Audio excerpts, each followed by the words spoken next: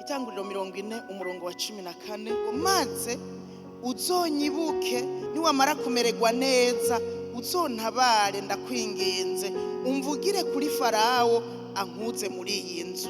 Burya mubwira ngo uzunyibuke yaraza ati jewe burya ndafise amahirwe aciye mu ngabire Imana yari yaramushizemo, iyi ngabire yo kurotora inzozi. Burya yari amahirwe kandi yaramaze kuyakoresha kuri aba bagabo babiri arabarotorera inzozi. Aca aramubwira biciye muri aya mahirwe nyene, muri ibi bikorwa vyanje ndiko ndakora bijanye n'amahirwe nyene mfise jewe, uzunyibuke kugira mve muri uyu munyororo. Yarumva ko yuko atakundi kuntu ko kuva mu munyororo atari ukamuvugiye ku mwami, kandi ibi vyarabaye. Kandi muribuka yuko mu kuva mu munyororo yakuweyo no kuja gukoresha ya ngabire iri muri we yo kurotora inzozi. Hamwe abantu bose bari bananiwe, umwami yarose biramucanga, birabura udubi muri we, arahiga izo nka zinanutse zishobora kumiriza izivyibushe, yumva bimuteye ubwoba.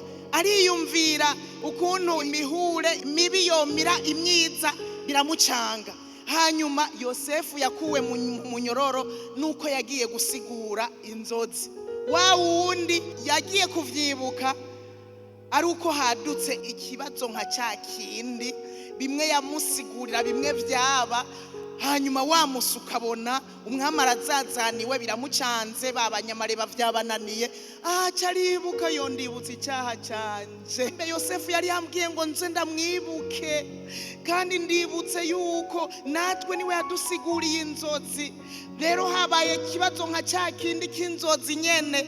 Aca arabwira umwami ati yamara hamwe twari mu munyororo hari jewe nararose na mugenzanje, hari umuntu yadusiguriye inzozi, kandi ibyo yasiguye byose byarabaye, warabikoze, warangarukanye. Niko yari yansiguriye, warangarukanye kuguhereza mwami. Hanyuma mugenzanje yaramanitswe nkuko yari yabimubwiye.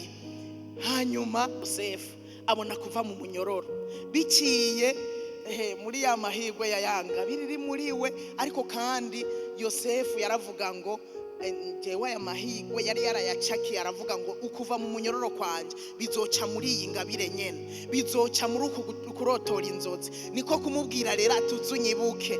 Nimba yarabona ati kumbure Imana ntizoburi kwibigenza inzozi zaduke kwa Farawo, wewe yaracakiye amahirwe yiwe. Na wewe cakira amahirwe yawe, kandi bizoca muri ico nyene kikurimwo. Cakira reka kubifata minenegwe. Hari amahirwe ufise, hariho biciye muri ya ngabire nyene Imana yagushiramwo. Bicakire ubigire gwawe. Haleluya.